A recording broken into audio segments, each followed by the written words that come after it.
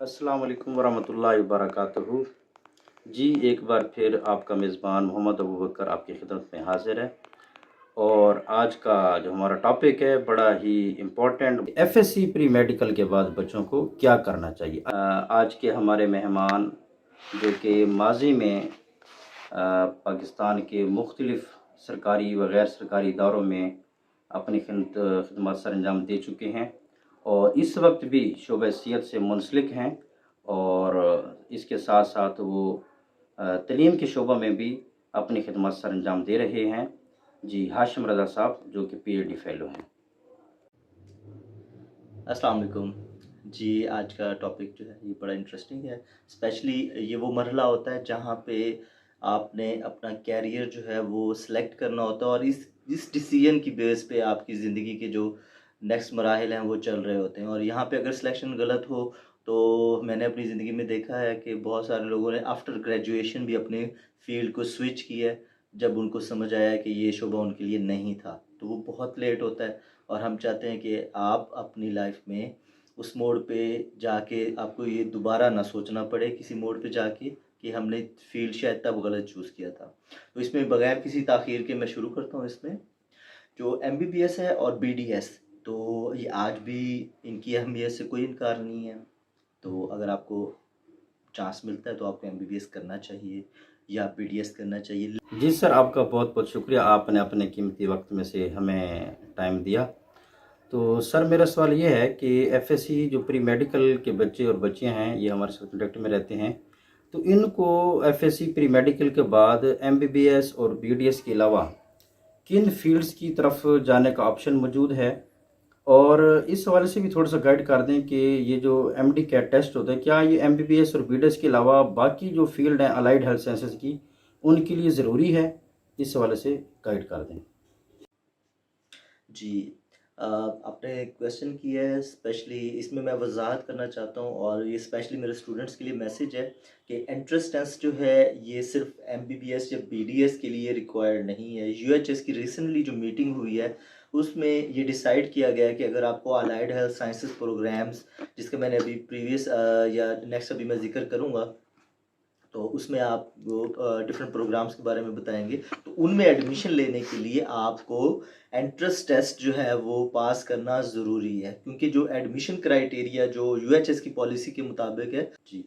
Entrance test जो है इसके मार्क्स जो हैं वो आपके उसमें एडमिशन क्राइटेरिया में उसमें काउंट होंगे, आपके एंट्रेंस टेस्ट के मार्क्स, आपके एफएससी के मार्क्स और आपके मैट्रिक के। तो इसका जो कंबाइंड जो है वो एग्रीगेट लेके तो उसमें से आपका मेरिट लिस्ट जो है एडमिशन की बनाई जाएगी और ये यूएचएस की तरफ से अभी रिसेंट जो मीटिंग थी उसका डायरेक्टिव है। तो ये स्टूडेंट्स के लिए स्पेशली जो अलाइड हेल्थ साइंसेज में एडमिशन के लिए ख्वाहिश रखते हैं, तो उनको मैं लाजमी कहूँगा कि वो अपने प्रायोरिटी बेस पे एंट्रेंस टेस्ट की प्रिपरेशन करें और उसको लाजमी अटैम्प्ट करें। आपने एमबीबीएस या बीडीएस करना है या नहीं करना, लेकिन आप एंट्रेंस टेस्ट को लाजमी अटैम्प्ट करें और इसको आप इस चांस को अवेल करें ताकि आप अपनी एलिजिबिलिटी क्राइटेरिया जो है उसको मीट कर सकें, अगर आप अदर देन एमबीबीएस या बीडीएस प्रोग्राम्स में एडमिशन के लिए इंटरेस्टेड हैं। बहुत शुक्रिया।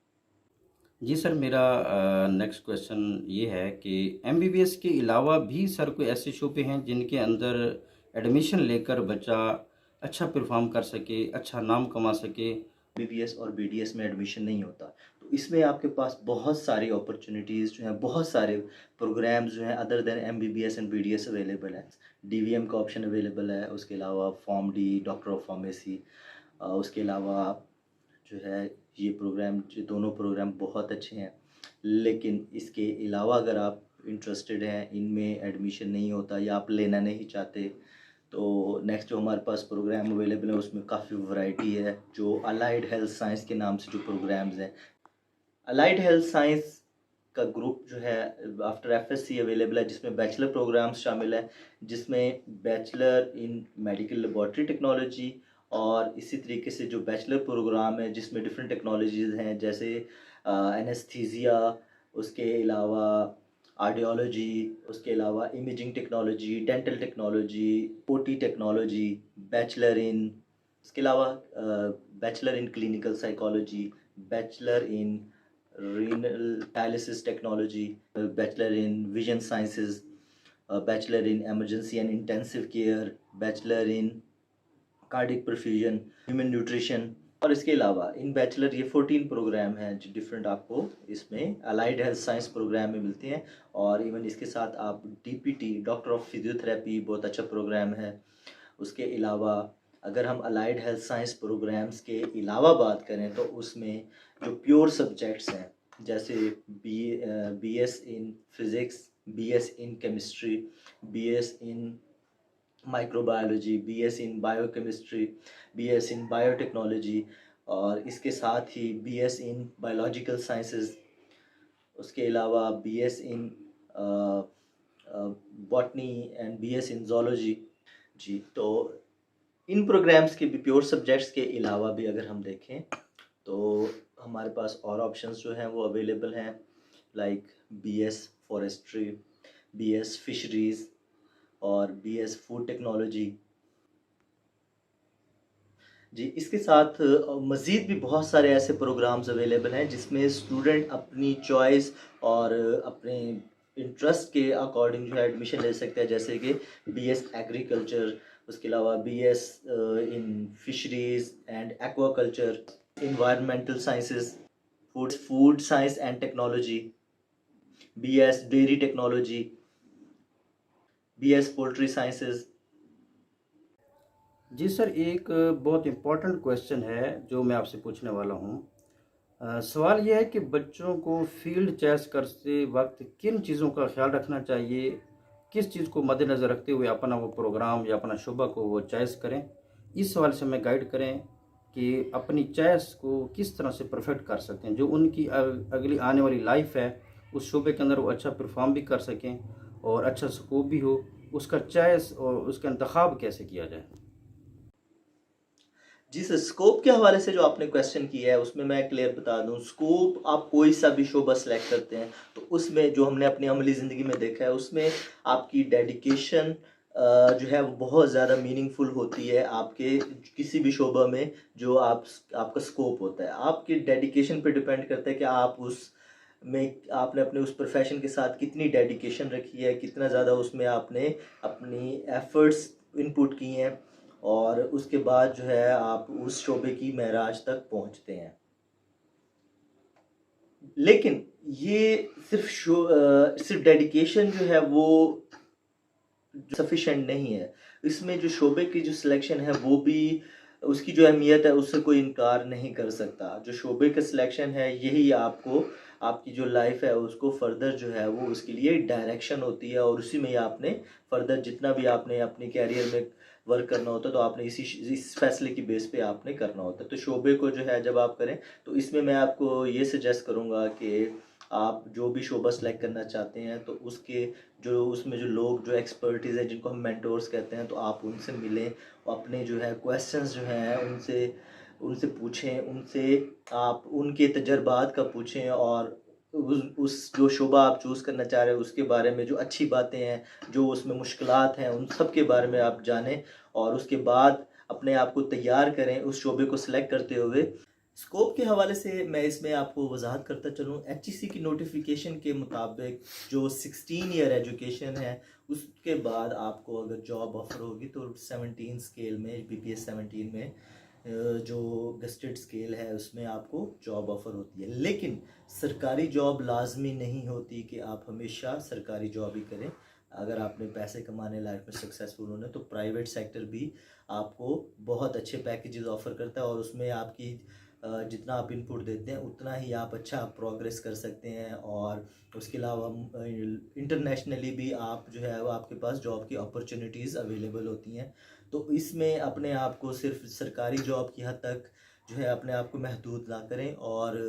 अपॉर्चुनिटीज़ को सीख करने के लिए अपने माइंड को जो है वो आप ब्रॉड करें,